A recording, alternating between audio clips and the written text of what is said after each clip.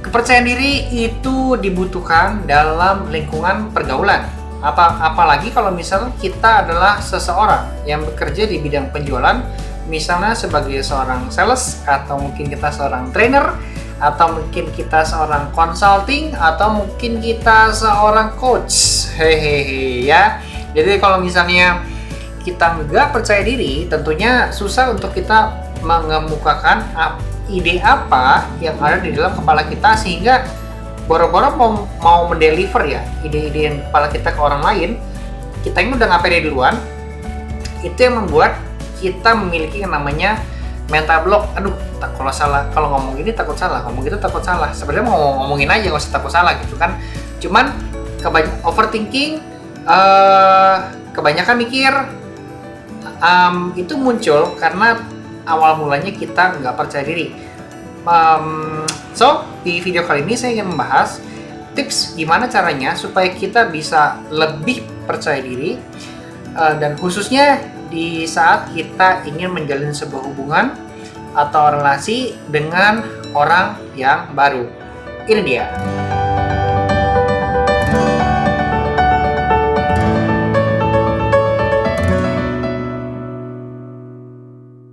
Hai semuanya, saya dengan Samuel Moses dari distributor bangunan.com.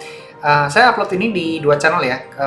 Ada di Samuel Moses yang concernnya di soft skill seperti communication skill, public speaking, nanti ada desain, video editing ya. Dan saya akan upload ini juga nanti di channel distributor bangunan.com, karena ini skill yang dibutuhkan kita sebagai seorang pengusaha bahan bangunan, sebagai kita seorang leader yang memimpin sebuah tim.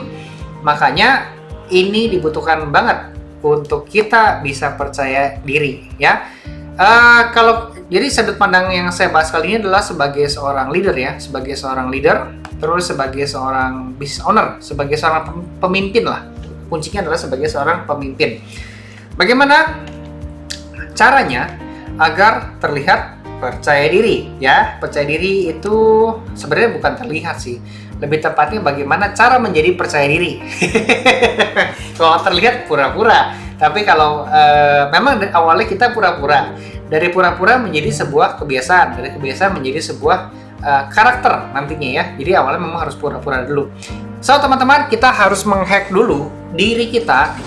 Caranya dengan berdiri tegak seperti ini ya. Sekarang saya nggak tegak ya, karena kalau tegak nanti kepala saya kepotong.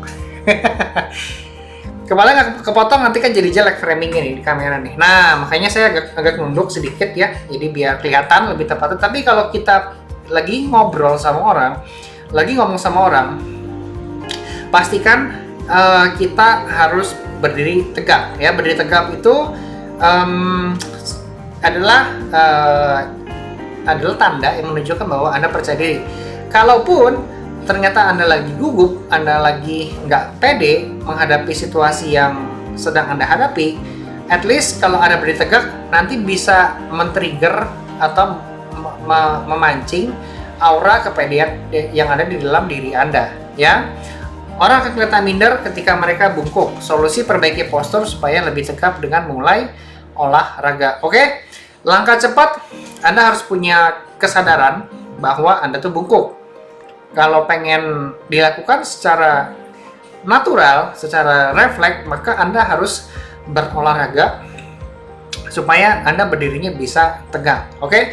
Berdiri tegak bisa membuat Anda lebih pede. Evenly Anda nggak pede, nanti Anda akan ke-trigger jadi pede ya.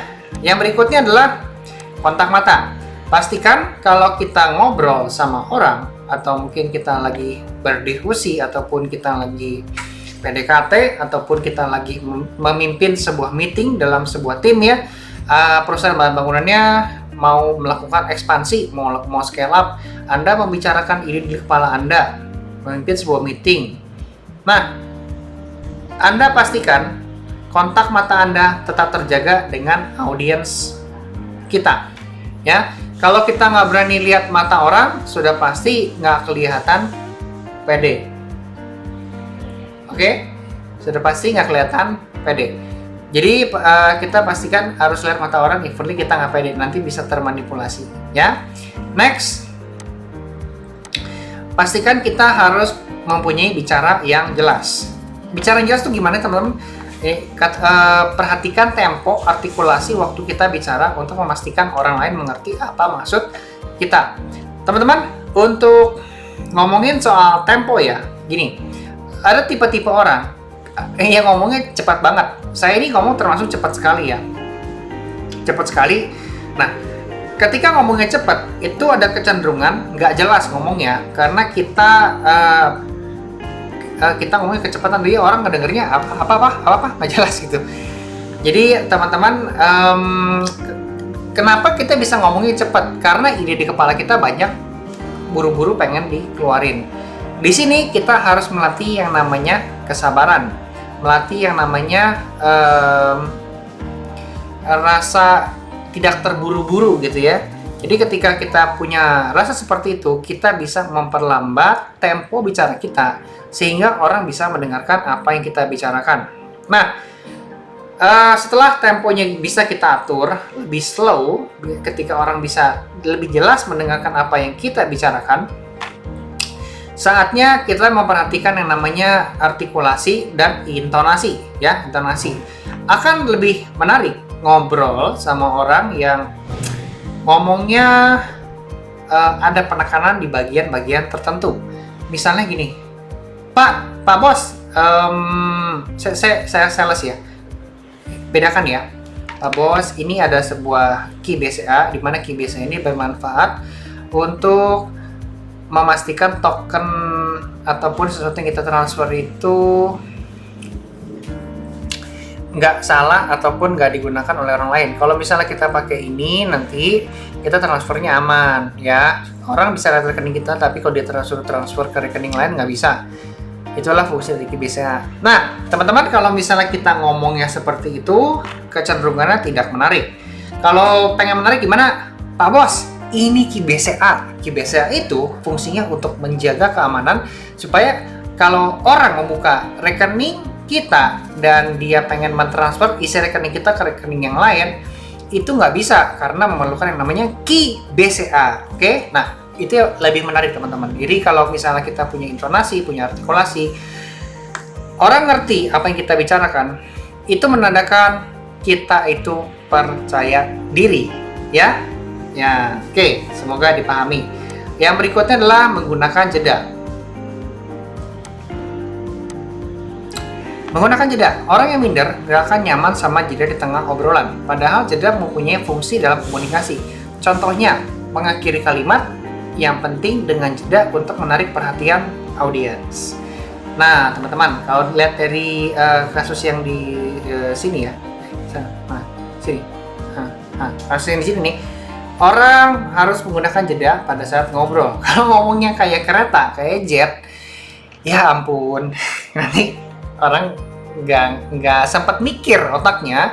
Jadi orang kan perlu sebuah proses loading ya, dari sebuah informasi yang masuk ke dalam otaknya itu perlu diproses. Proses itu perlu loading kan, perlu waktu gitu. Kalau misalnya kita ngomong terus seperti sebuah kereta yang tanpa pernah berhenti, nanti orang nggak paham dengan apa yang kita bicarakan. Nah, teman-teman, justru ketika kita menguasai teknik komunikasi dengan menggunakan jeda seperti ini, itu artinya kita sudah nyaman sama diri kita sudah paham dengan lawan bicara kita sudah dapat chemistry-nya juga sama lawan bicara kita. Itu membuat komunikasinya makin erat, makin kokoh, dan makin menyenangkan. Dan itu menandakan bahwa Anda sudah percaya diri. Oke? Hopefully tips ini bisa bermanfaat dan bisa membangun diri kita menjadi lebih baik lagi pada saat kita ngobrol dengan satu senjata yang namanya percaya diri ya. Ini adalah tipsnya. So teman-teman, kita akan ketemu lagi di video berikutnya. Jika Anda suka dengan tips seperti ini, kita upload di 2 channel ya, untuk public speaking dan communication, itu Samuel Moses tentunya. Kalau yang teman-teman membutuhkan tentang strategi bisnis, terus ngomonginnya tim leading, tim leader, dan juga produk-produk bahan bangunan, kita punya channel namanya Distributor Bangunan. Ini dia channelnya ya. Pokoknya dimanapun Anda melihat konten ini berada, please welcome. Jika Anda suka, subscribe, like, comment, and share. Klik tombol loncengnya kalau nggak mau ketinggalan info. Dan I will see you in the next video. Salam sukses. pengusaha bahan bangunan Indonesia. Bye-bye semua.